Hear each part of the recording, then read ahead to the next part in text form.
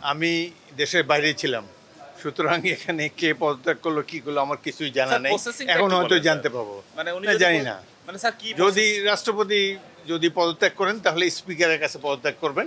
Vision, vision, vision fridge.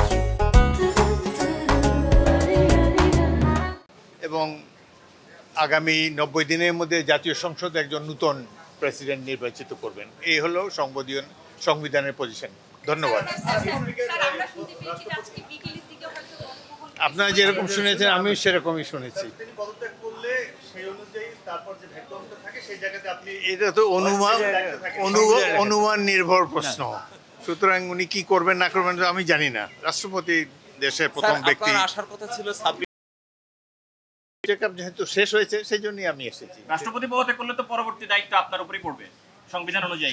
এটা একটা traditionally বাংলাদেশের সংবিধানে লেখা আছে, যখন রাষ্ট্রপতি পদত্যাগ করে তখন অ্যাক্টিং স্পিকার হিসাবে অ্যাক্টিং রাষ্ট্রপতি হিসেবে স্পিকার দায়িত্ব পালন করেন, বাট মূল রাষ্ট্রপতি নির্বাচন করে জাতীয় সংসদ, সেটা 3 মাসের মধ্যে করতে হয়। এটা হলো সংসদের position. Thank you. Thank you sir.